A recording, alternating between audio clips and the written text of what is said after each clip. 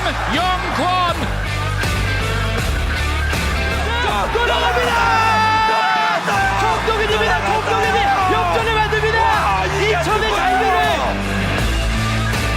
Winners of the FC Champions League 2020, Ulsan Hyundai. You're listening to the K-League United podcast, proud partner of Football Nation Radio. Hello, 안녕하세요. Ryan Walters in the K-League United bunker once again. We're mixing things up this week. No Pete this week. I assume he's probably at the dentist because that's where Pete usually goes when he's not here. Michael Redmond is back, though. Michael, good to see you. Good evening or good afternoon, everybody. Good day, whenever folks are listening. And Matthew Binns is back, ladies and gentlemen. Hello, good morning for the folk who might be tuning in on their way to work. Sure.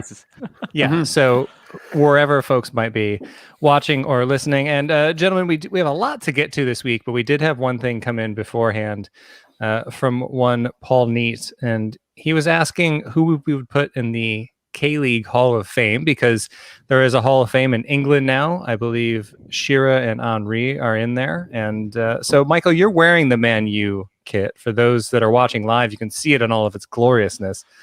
For those of you that aren't, it's lovely. So who would you pop in the K-League version of this? Well, for me, this is where I'm going to be a bit embarrassed now, because Solihull are only a 6-year-old club. So could you include Hall of Famers in that already? For me, I don't know. I really don't know. It's like one of them, like, sorry, Matt, I'm going to take a jab at you here now. Could you put any Man City players in the Hall of Fame? But... I mean, we're just getting started. Well, obviously, I will give an answer. I think the obvious one is Dajeon. I think that's probably on everybody's on his lips. The way he's been here, the amount of time he's been here in China, FC Seoul, at Daegu, he's teared up at every team he's been at. He's won trophies galore. He deserves it, and especially as a foreign player coming in, it's something that we love to see as well. Mm-hmm. Agreed, Matthew. I mean, yeah, I don't want to say Lee Dong-guk because it just seems so obvious to put him in. Like, you'd put Lee Dong-guk in there. So, yeah, let's just say Lee Dong-guk's already in there. And then I would, because it is May the 4th, I think you could only have one person, and that is the Wookiee himself, Kim Shin-uk, just because. I mean, a man who can play everywhere. I'm not going to argue with it. Not today. Kim Byung-ji for me, because always. Also, dude played 700 games, 700. So he's my pick for the K-League All-Stars, the K-League Hall of Fame. He could still play an All-Star game. He could do it. I'm confident of that. Anyway, any submissions that you might have for the Hall of Fame, go ahead and get them in the comments. And we'll get to those during a relatively full mailbag. Nothing like last week. That was ridiculous. But we do have 5 things to discuss. All teams in K-League 1 and 2 have played each other now. Now that K-League 2 has gone past round 9, everybody has played each other at least once. So we figured it was time to take a look back and see how things are going. We didn't necessarily want to go back to our preseason predictions because they've still got time. They could still work out. Gimcheon might be all right, guys. It could be okay. Anyway, we're going to start in K2 because, well, Michael's been a regular co-host lately, and I'm here. So we're starting with K2. And the topic there is that K2 is absolutely wild this season. As always, I don't know why we're not expecting the unexpected with K2, but there it is again. We also, we're going to be talking about Jeju United and the fact that they're actually pretty good. So we'll be talking about that. And then we are going to talk a little bit about FC Seoul and whether or not it might be 2018 again for the Capital Club. And then we'll hear from Paul Neat, who interviewed Dajeon Hana Citizen's Edinho. We will come back from that and talk about Suwon FC and the follies of mass change. There was some bearded and bald pundit on this show that said they're going to be all right. So we'll talk about that when the time comes. And speaking of all right, we will also talk about the kids that are doing all right, because as much attention as the U22 rule is getting for substitutions, there are also some young players that are stamping their authority on this league at a very young age. So we'll talk about that. But before we get to any of that, there is some breaking news today. This was already released out on K-League's official Twitter.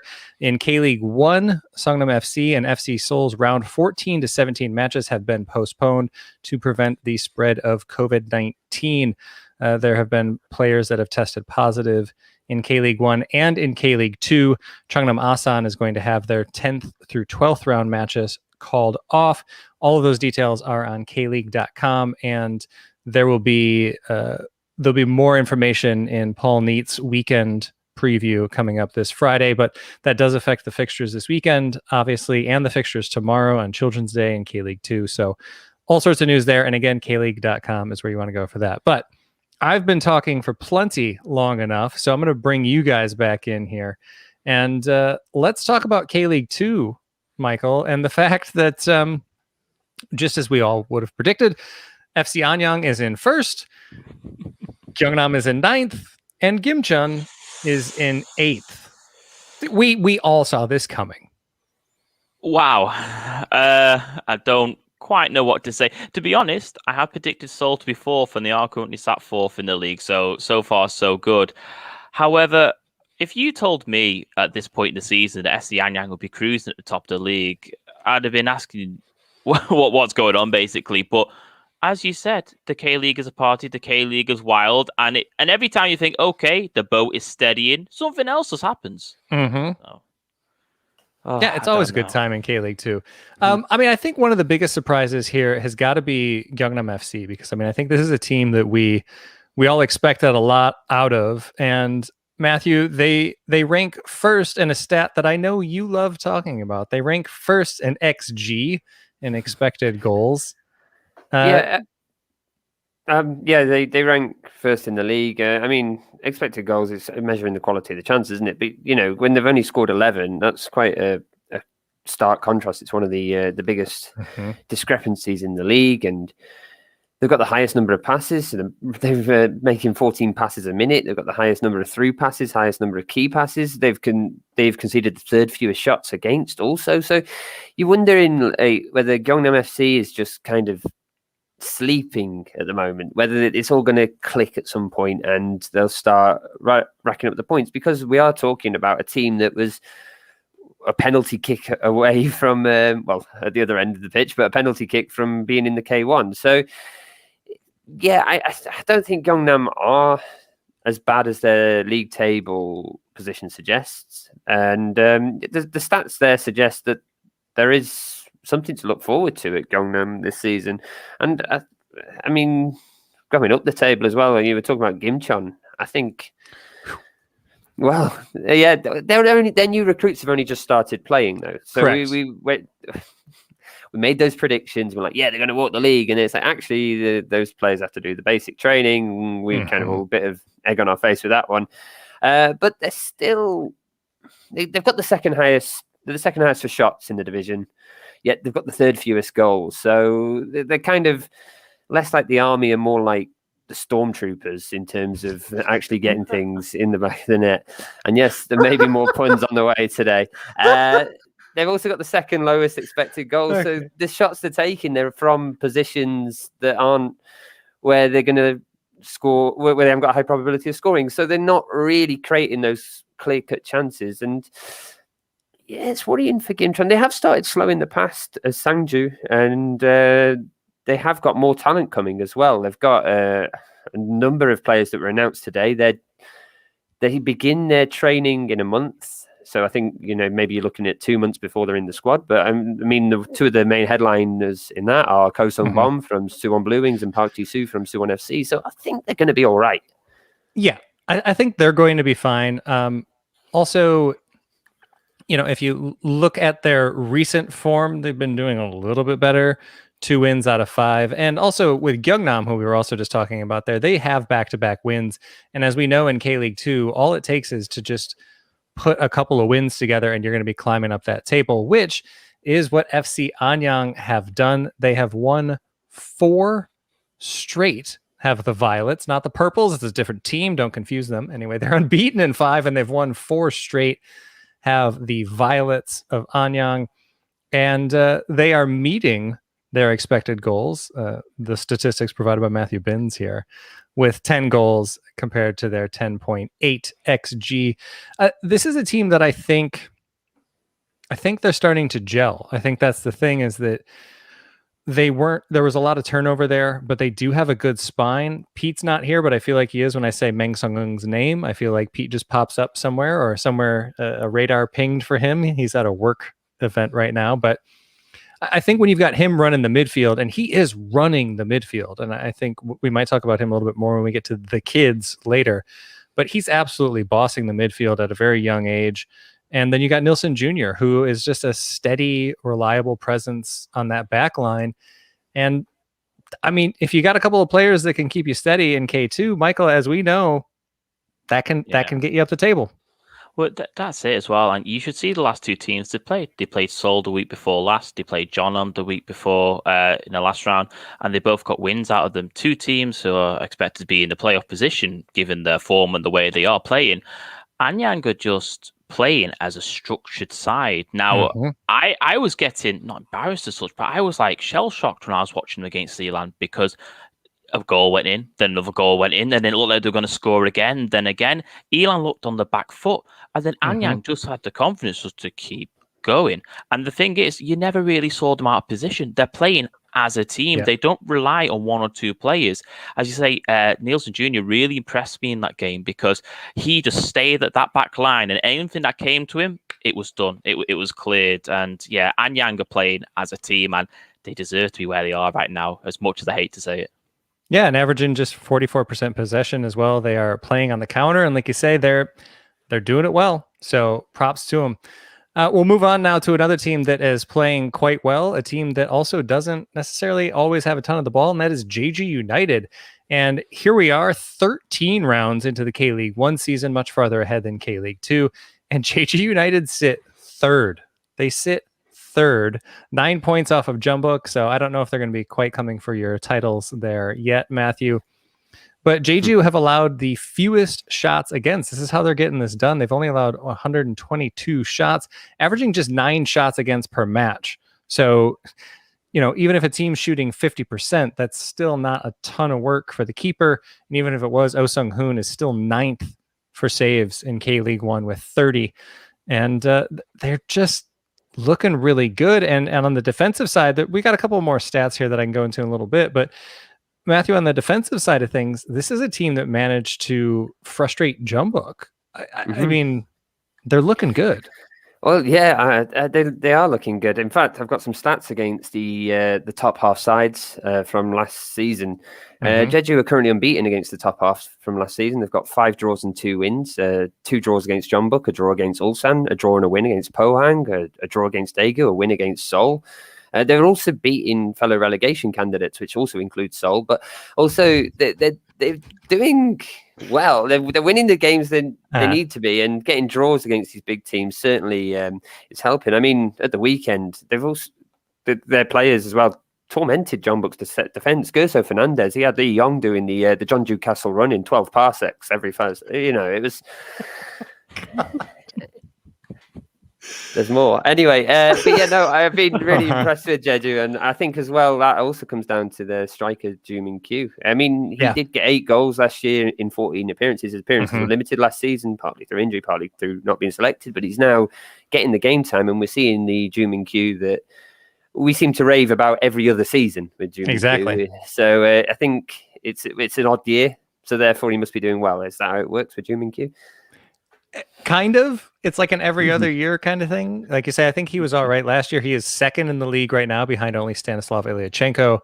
He has 5 goals, does Joo Min-kyu, compared to Ilyachenko's 8 right now. And yeah, Jeju, they're just effective at what they're doing. I think that they've been a little bit average in possession. Their passing isn't out of this world, but where they're doing it is with key passes. Only Ulsan and Jeonbuk are better with key passes. They only have only those 2 teams have more.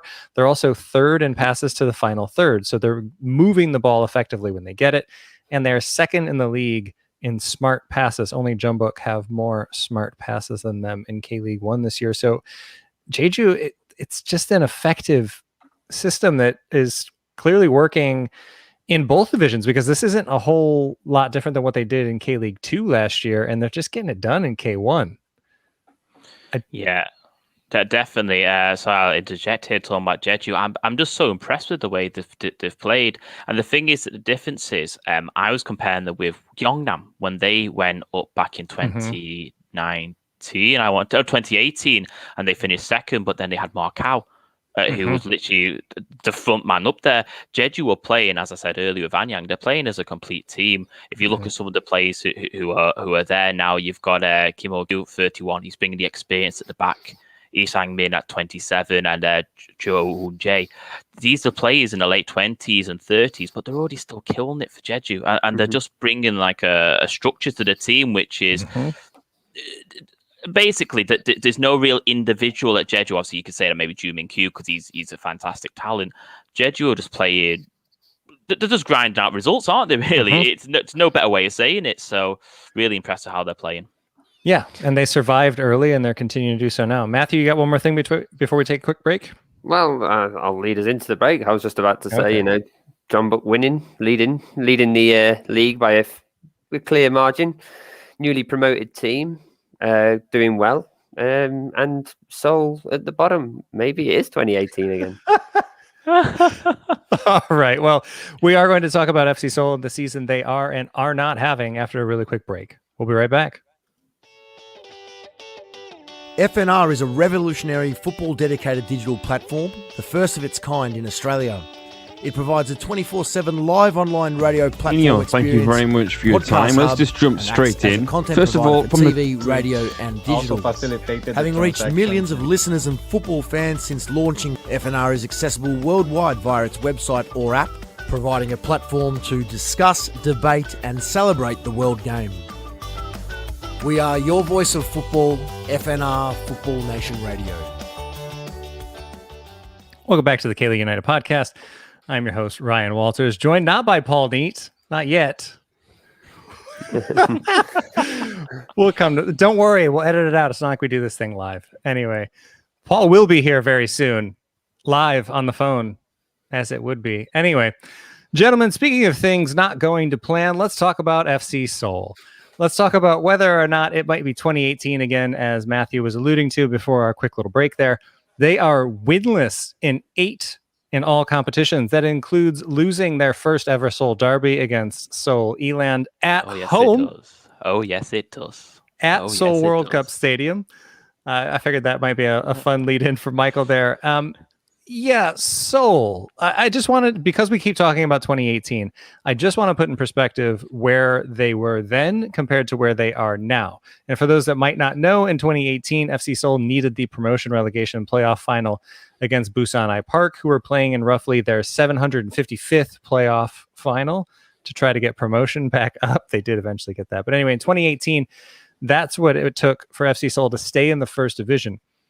After 13 rounds that year, they had 15 points with 3 wins, 6 draws, and 4 losses. They had scored 12 goals for, and they had 11 against for a +1 difference. This year, 13 games in, 14 points, 4 wins, 2 draws, and 7 losses.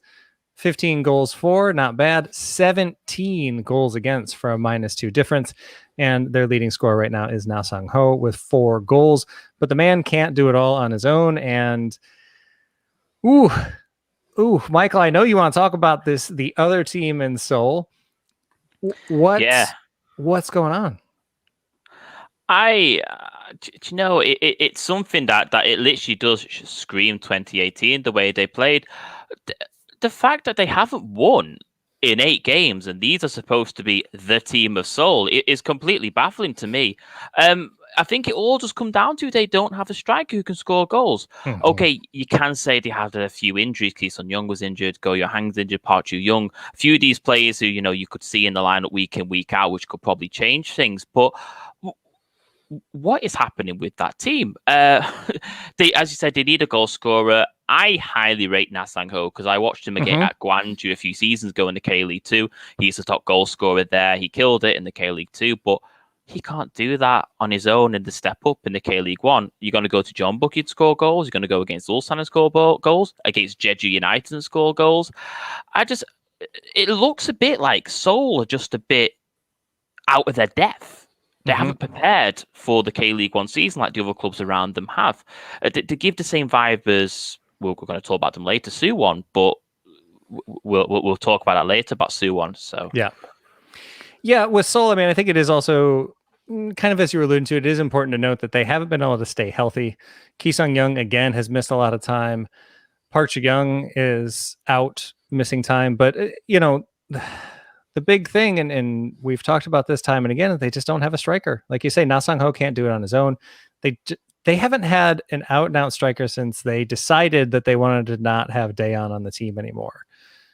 And Matthew, I know that basically I've got the Glee crew with me here, because if there are two people that enjoy watching Seoul suffer more than you two, I'm not entirely sure who it is. Scotty's not here this week. Suwon Samsung Blue Wings fan, Scott Whitelock. But, I mean, you've seen this team suffer. You've seen them do relatively well.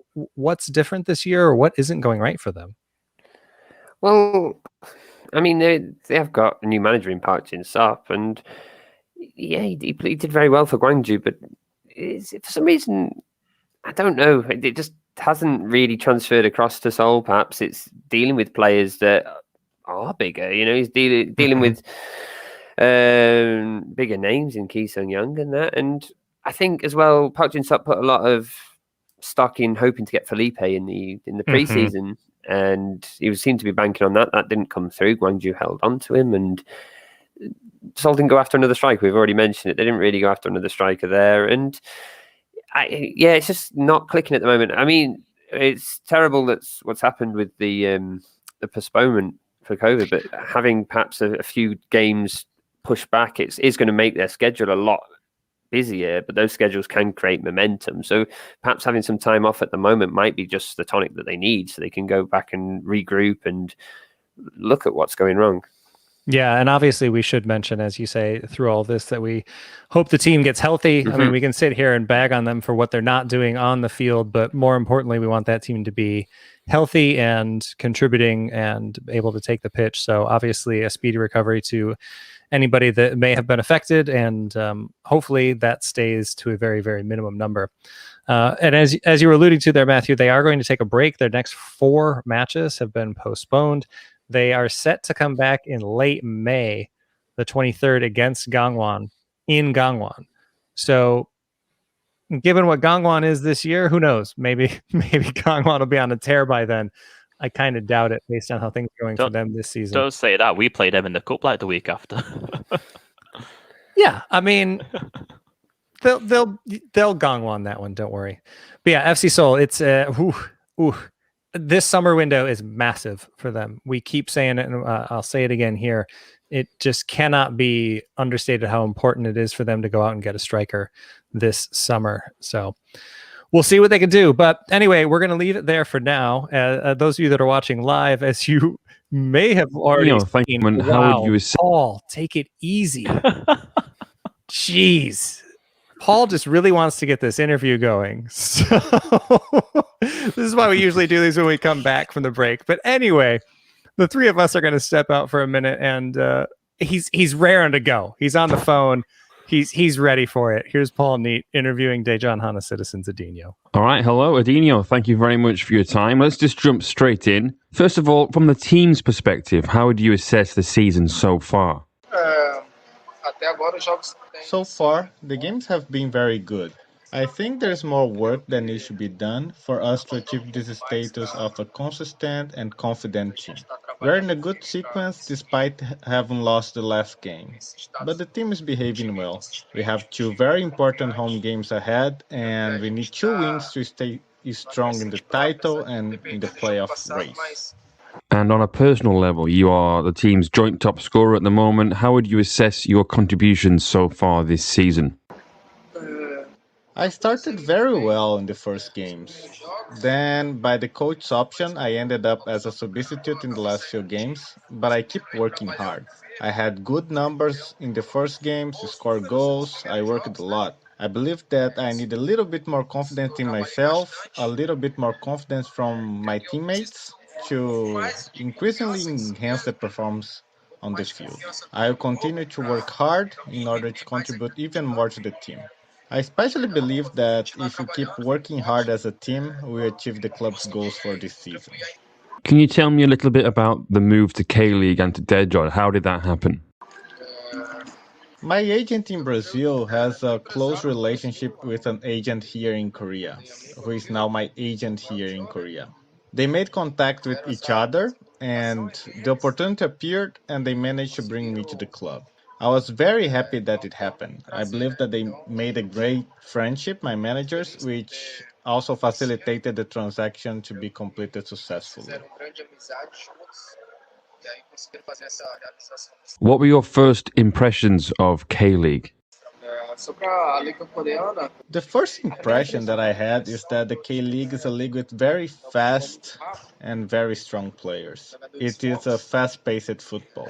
It's very different from Brazilian football. In the Brazilian football, especially in the Brazilian leagues, the game is traditionally more technical, with a lot of players with quality and technical skills with the ball. The K-League has very strong and very fast players, and I think this is the main difference in relation to Brazilian football.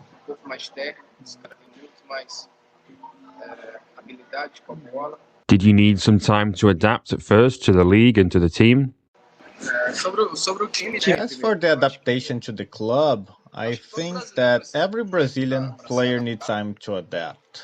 It's a different culture, the different way that the coaches work, and also because of the language barrier. And it takes a little time to understand the details. But over time, when you play good football, things get easier. In the daily work routine, we get used to it. As for the adaptation in Korea, in the country, we gradually got to know the places to visit, to eat. It was peaceful and easy because I'm a very calm person and my family is also very calm. So Korea is a very safe country, so it was very easy. Having Bruno Baio and Andre Luiz here must have helped you a lot. Yes, they are great players and we made a very good friendship. We didn't have that much opportunity to play all of us together last year. We only managed to play together at the end of the season in the last 5 games, but we played good football together. I'm glad that we played together and we made a great partnership in the final stretch of the past season and getting also the place for the playoffs, and which was one of the club's goals, even we didn't get the promotion. You score all different types of goals, free kicks, goals in and around the box, goals from outside the area. Has that always been part of your game? Yes, I always played as an attacker. I always try to position myself well inside the box because the ball is always passing through there in front of the goalkeeper. The ball is always passing through the box. And I also have the ability to score when I have the chance. About the free kicks, I have been training free kicks for a while now. When I worked with the manager Rogério Ceni at Fortaleza, who was an excellent free kick taker, he taught me a lot on how to kick the ball and special details on taking free kicks. And whenever I have the opportunity, I try to take it. And I was happy that this year I was able to score. I've been trying since last year, and finally this year it happened. And I hope to contribute with more free kick goals this season when the opportunities appear. You played in a few different positions at Dajeon, but what would you say is your preferred position on the pitch? My preferred position on the field is playing on the right side. I always played as the right winger. I have the ability to play in the midfield also, and I like to play in the midfield towards the right side.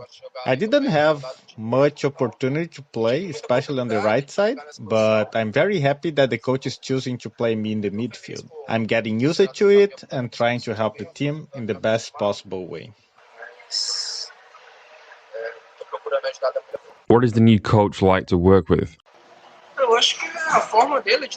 I think it's his style of working and he's doing the best for the team. I see that he's doing a good job, that the team is understanding and behaving well. We are currently the K-League 2 leaders, so we are in a good sequence. Now we have 2 games at home and if you continue focused and playing good football, we are fully capable of being champions. The team's training routine is also very strong, very tiring, but I'm sure it will be worth it at the end of the season. Do you think he will let you take a penalty again? Maybe he'll let me. I think I'll have another opportunity, but it will depend on myself. I need to continue training penalty kicks so the manager can see that if the opportunity arises, I'm prepared to take it. Unfortunately, I lost the last one, but I will always take the risk of taking the penalty kicks. So I'll continue working during training to have another opportunity by the manager and to be able to score the next one. The team is doing well right now. Do you think you can go all the way and win promotion back to K-League 1?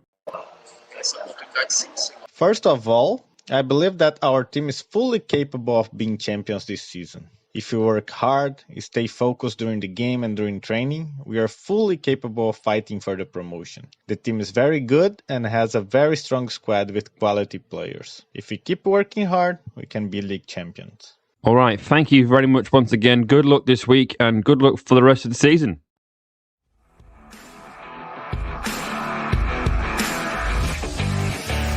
Fans, we want to hear from you.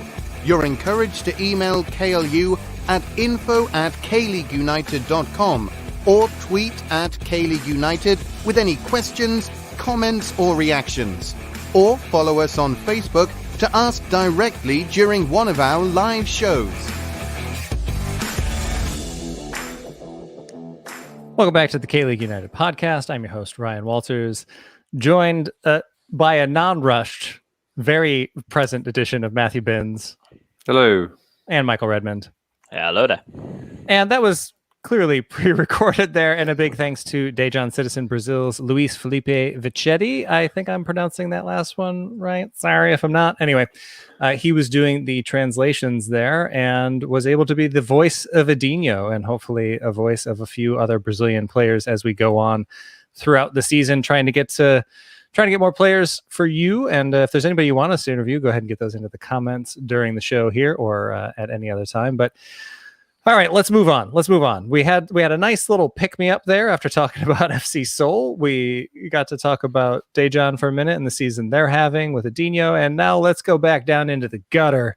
Let's talk about Suwon FC. And there's wrong. And then there's me saying, I think they're going to be all right. The amount of veterans that they got and blah, blah, blah. That did not work out. Michael, this is a team that you and I watched quite a bit in K-League 2 last year. This is the team that we're keeping an eye on this year. What's going on?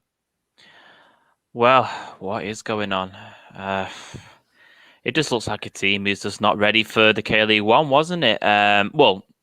Well, I say not ready. They looked ready in the K-League 2. They looked perfectly fine in the K-League 2. They were smashing it in the K-League 2, quite frankly. Obviously, it took them to the playoff final to get there and a last-minute penalty. But throughout the whole season, they were exceptional, and you would have thought they could have easily hanged in there in K-League 1. I would easily put it down to the mass exodus of players. Now, let's just say 3 players. First of all, Marlon left the club, who had a great season, I thought personally. Ishidata Gangwon, exceptional last year for Suwon FC. And then the top goal scorer, Byung-jun.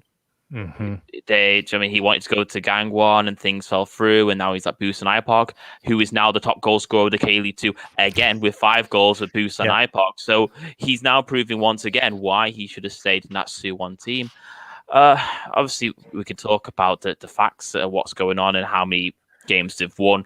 They've won 2, 4 draws and 7 losses. It's just not looking good for them at all. Yeah, like you say, a lot of transition there. This is from Todd Wild's season preview here. Of the 7 players who had the most minutes in 2025 left the club. So it's anytime you got that much turnover up the spine, that's going to be a big hindrance to the team.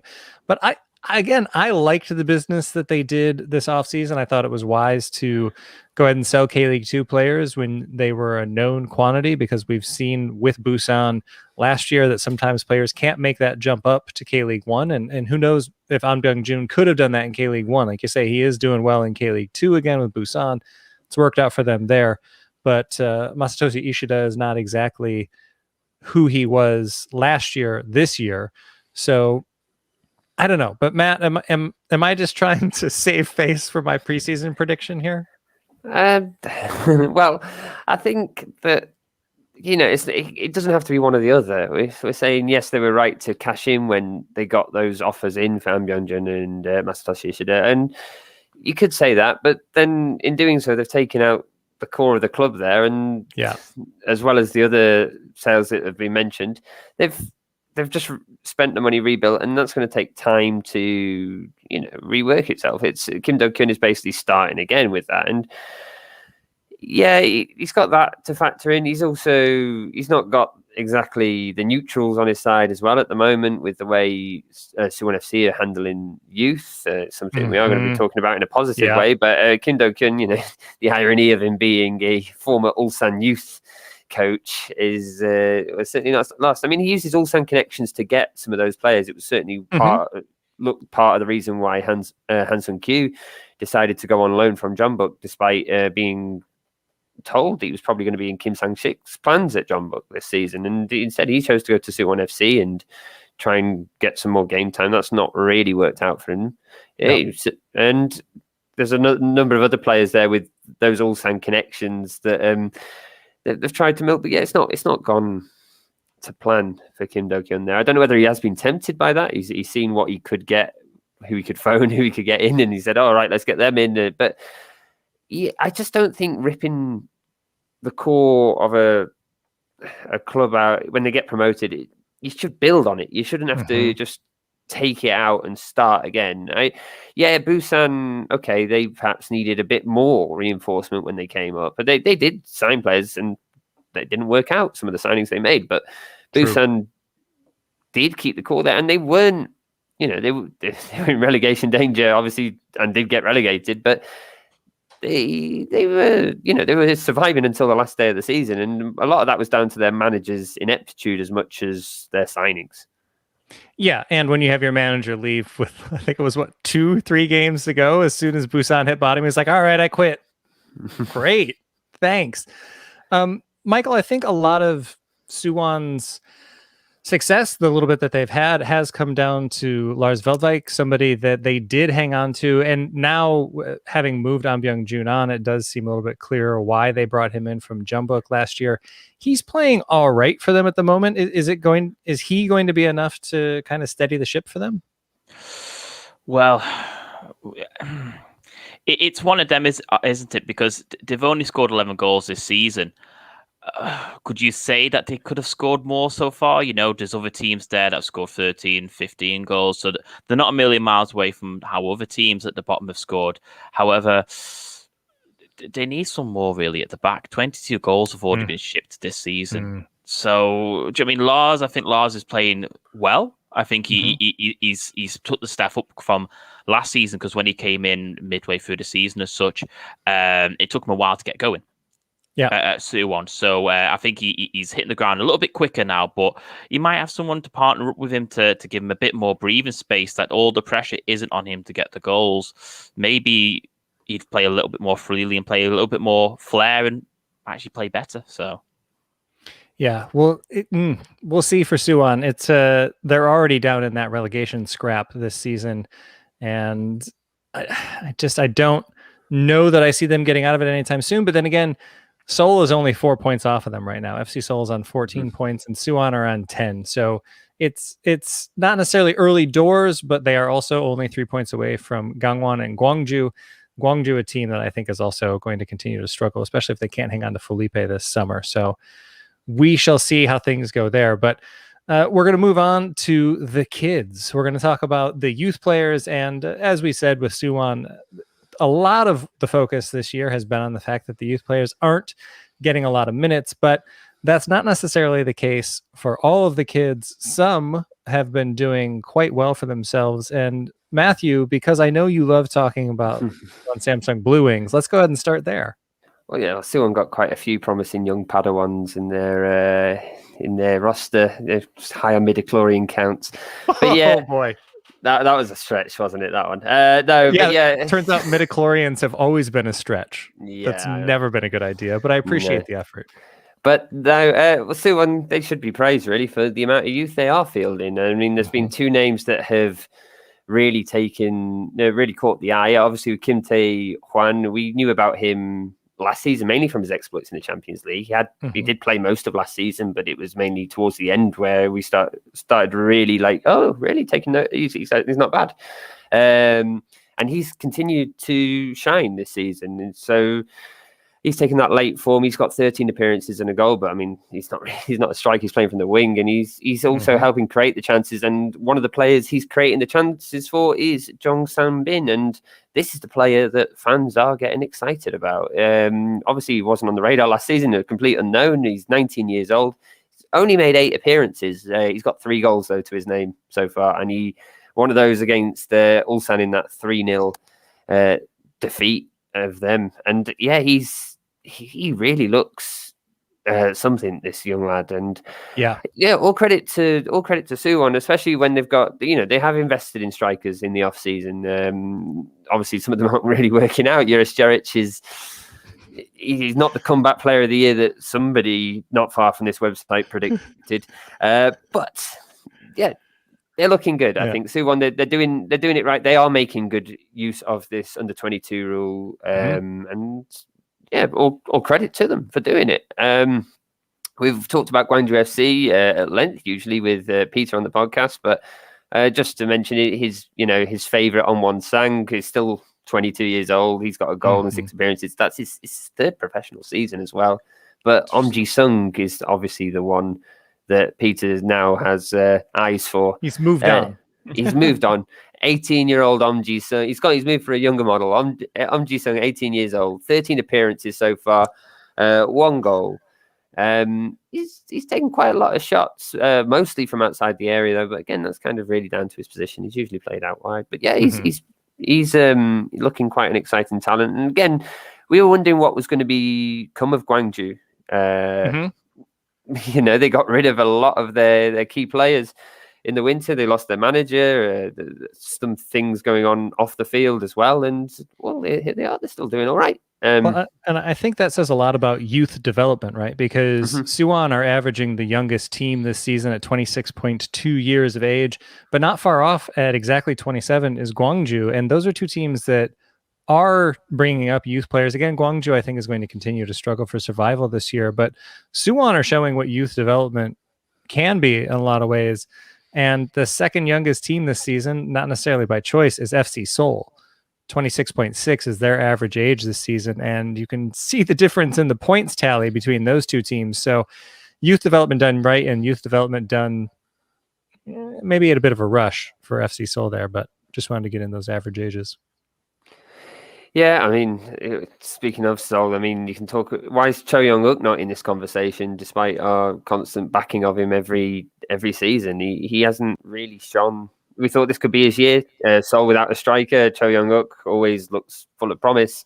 There's a vacancy there for him to fill, and well, it's been filled by a centre back for most of the time. So, woof, yeah. I mean, I think Cho Young-uk, I've been saying this on and off all year. I think he needs to go to K-League 2. I think this summer, it's just time to pull the plug on the experiment for now. Give him a loan, maybe. Put him on loan down to K-League 2. Let him get some goals. Let him get some confidence because, like you said, Matthew, the other players on this list are younger and they're playing better. And you can't talk about, you can't talk about a team like Suwon, Blue Wings, and say that that's not as much pressure as FC Seoul, for example. And Jung Sang-bin has come in there and he's done well. Whereas we're not seeing that with FC Seoul, which is another one of the issues, is that their youth players aren't stepping up. So, I mean, to me, Cho Young-uk, it's time to take a look elsewhere, in my opinion. You can come play for Jeonnam. We'll take you. Well, he doesn't need to do anything too drastic just yet. But there are other players. I mean, Dan Croydon will be upset if I don't mention Kim Min-jun, 21 years old, 12 appearances, but minutes just totaling up to 450, which is about 200 minutes fewer than Jong San-bin. But Kim Min-jun has also got 3 goals. He's got the second highest accuracy in the league behind Ilyachenko. I mean, he's only had 13 shots, but he's got the second highest accuracy in the league for getting him on target. So that's a very promising talent there at Ulsan. And I guess he's still under 22. Somehow he feels like he feels like he's one of the best strikers in the division, one of the best attacking talents in the division. But Song Min-kyu, he's 21. He's still reigning young player of the year. 11 appearances this season and 5 goals, and Pohang would be lost without him. They have been lost without him. When he had to serve a suspension, they just were not the same team at all. I also love that this winger that's really good at putting a ball in and can create on his own. He just keeps scoring headed goals. I don't know what it is. I love it about him.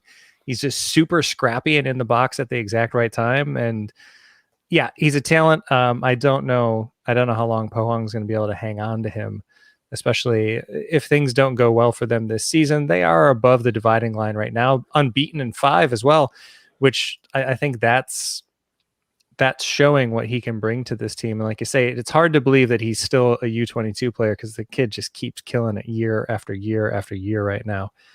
But Michael, is there anybody at Seoul Eland that draws your attention? Real quick before we take a break. Well, to be fair, I was who just sneaks in was Hwang Tae-hyun. Yeah, he's 22, but obviously he was 29th of January, so he sneaks in. He had experience at Daegu before moving to Seoul, but he's the assist specialist at Seoul. He's got 4 assists and 1 goal already. Didn't really do it at Daegu. Some said that might have had some issues at Daegu, which he came to Seoul Eland, and you can't see any issues with him here in this team at the moment. He's in every week. He's participating, giving 100%. I rate him very, very highly, and the manager rates him too because he's playing every single week. Yeah, so. Sure is. Yeah, it's again the U22 rule has been interestingly applied in some cases this year, but I do think that we have seen quite a few kids doing quite well, and hopefully we see them continue to shine as the season goes on, and hopefully they won't get yanked after 2 minutes, as has happened sometimes. But I think if they're getting 20, 30 minutes, something like that, then we'll continue to see them shine. But we've got a few questions about that and much, much more in the Ilja Lewis mailbag, which we will get to right after this break.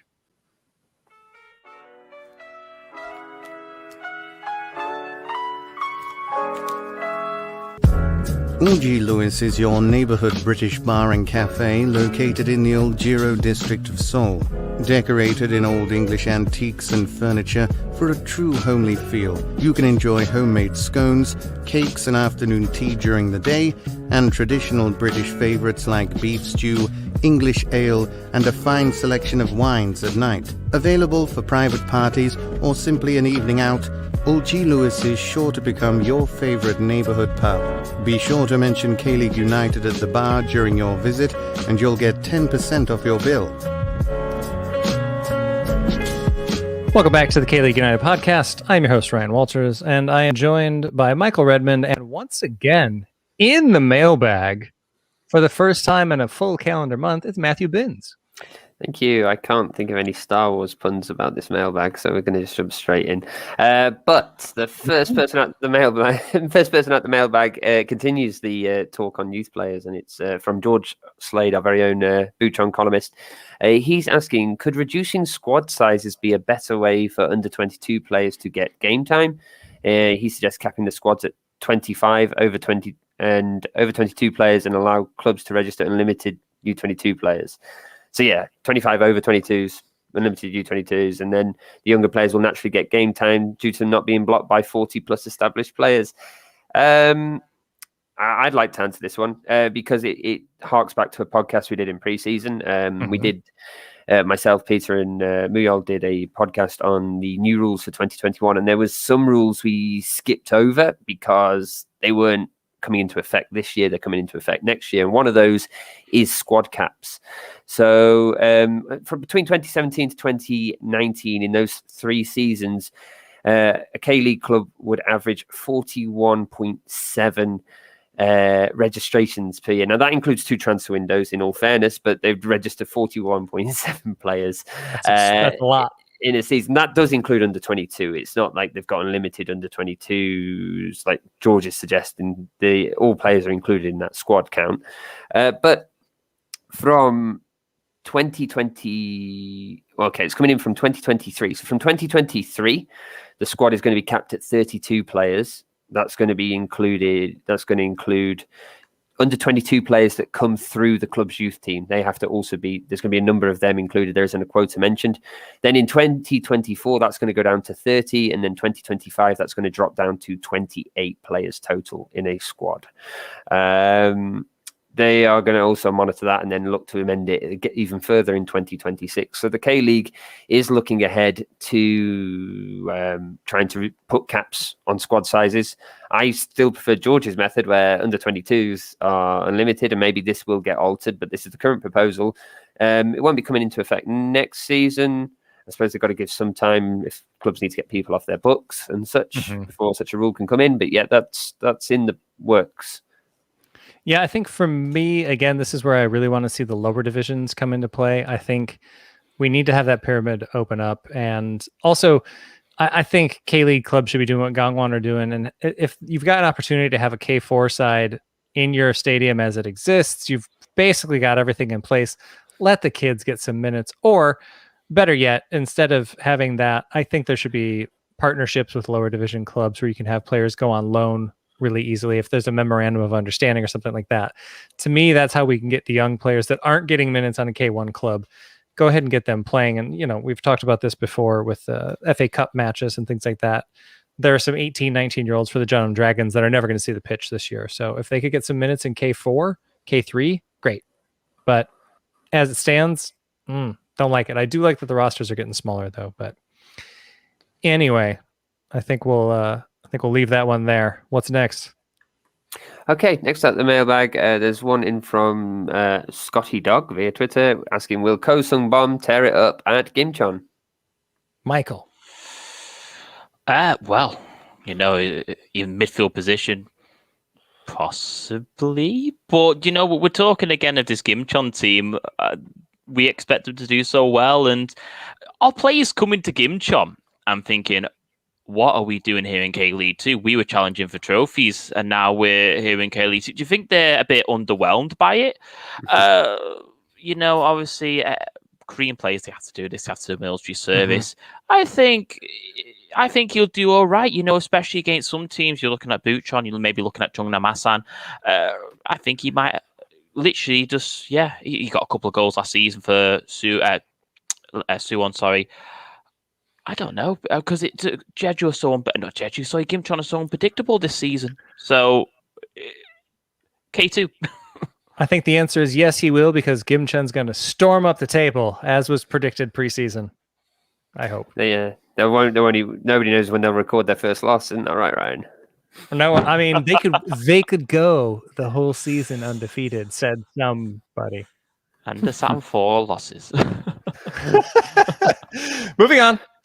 We have Dan Croydon, Ulsan Hyundai columnist. He is coming with Felipe is now being linked with Ulsan, but surely FC Seoul need him most. And he also wants us to name the transfers you would like to see within the K-League that would improve a team the most. He'd take Kim Oh-kyu from Jeju for Ulsan in a heartbeat. Felipe to Seoul, I think, would be really good. And I have no idea what Ulsan is thinking if they're going after Felipe right now, because they haven't even played Hintasier to see what he can offer, really. I mean, he got in and he got a goal. I would want to see what he has to offer before making a move for somebody like Felipe, who I think also would change the dynamic of how Ulsan play sometimes. To me, Felipe to FC Seoul would be an interleague move that would make a lot of sense. Ilyachenko being bought by literally anybody else in the entire world and leaving Jeonbuk would make me very happy. So hopefully somebody comes in with a massive paycheck that he just can't say no to, and we can have a competitive league again, because as long as that man is at Jeonbuk, we might as well just hand them their trophy. Michael, any players? Well, you know, personally, I think Felipe would be very good at Ulsan. Obviously, I've just seen their 94th minute saying, please don't go anywhere, Felipe.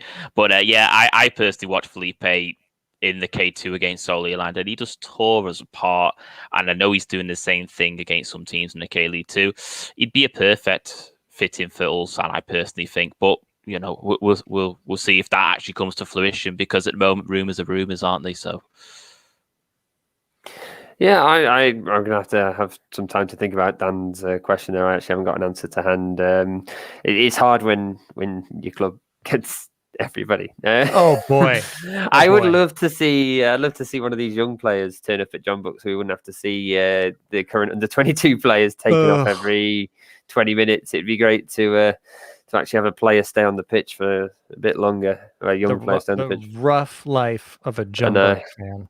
The only thing I'll say, and before we move on to this, I'll double down on what I said earlier and say that I think Cho Young-wook needs to move to K League 2. That is a move that I would love to see happen this summer because he ain't where it's at for FC Seoul. Nope.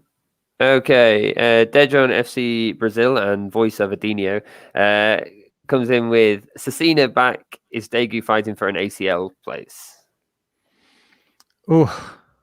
Much like Bon Jovi, they're living on a prayer right now. They've got a bunch of 1-0 wins with Edgar finding the back of the net. That is not sustainable, but they don't necessarily have to sustain that with Cecina back in the lineup. So can they? I mean, sure, because I don't know. the challengers for that position aren't necessarily any better on paper or any scarier when you see them play. But Daegu, sure. They can stay in ACL. Why not? Well, I think I said a few weeks ago that they could even be in trouble, but they've proved me wrong. Us and predictions, eh? But they're starting to. Do you know, a win is a win. It might be a 1-0 or a 2-1, but a win is a win. And for him to be back in the squad against Cecina, it's his 6th season at Daegu. He was with Daegu when they're in the K League too, so we know what he's like. He's a legend at the club, and he fights for that badge every time he puts a shirt on. So if Daegu could do anything with him in the pitch, it's possible. Yeah. I would also like to add one other transfer, which is their goalkeeper, Chae Young-un, to the moon, please. Talented, and if you watch him on mute, very enjoyable, but otherwise... It's like having a baby eagle shriek in your ear for 90 minutes. It is something else. He's nicknamed in Korean Baby Deer, isn't he? I may have got that wrong. Somebody may have to correct me on that. I can't remember what his Korean name is, but it's something like that. Because, there was a couple of weeks ago, we were both at Seoul, and the look on my face when I forgot who he was, and then the kickoff happened. I went, oh, that's why we don't watch Daegu. It's 90 minutes. But no, I forgot the question. Yeah, Daegu. I mean, they've still got.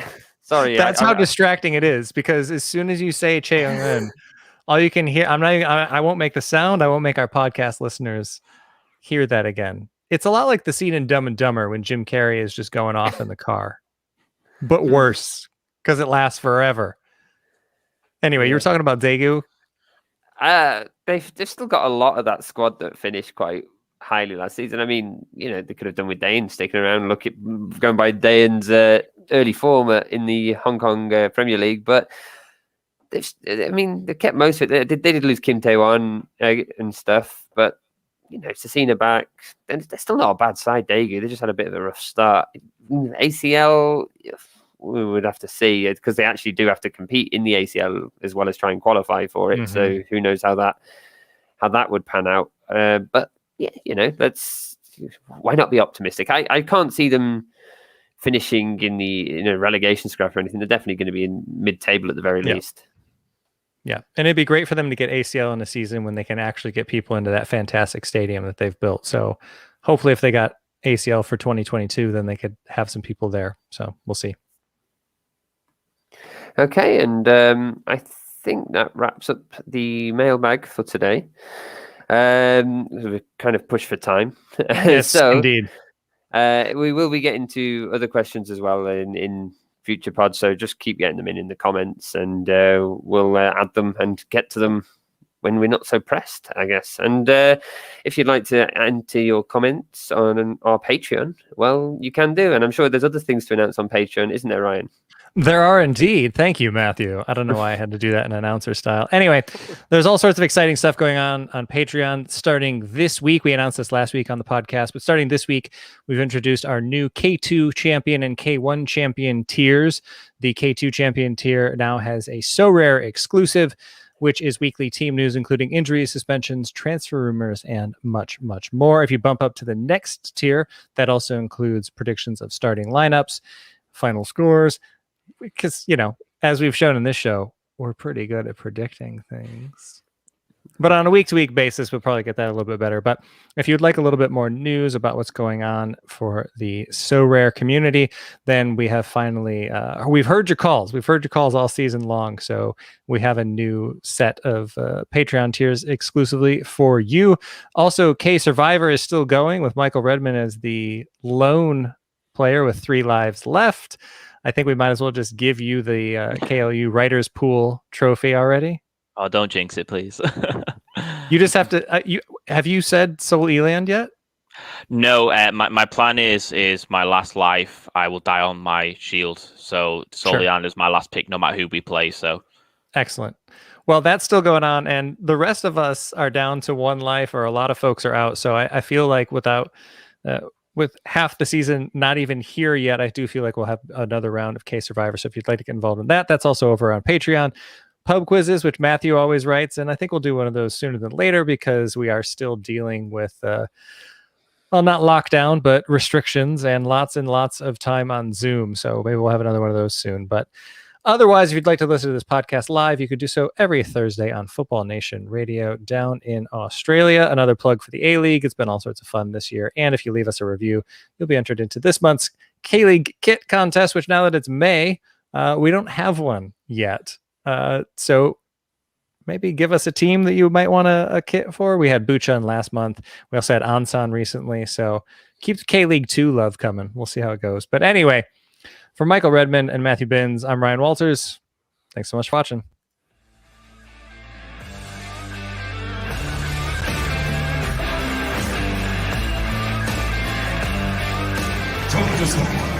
Go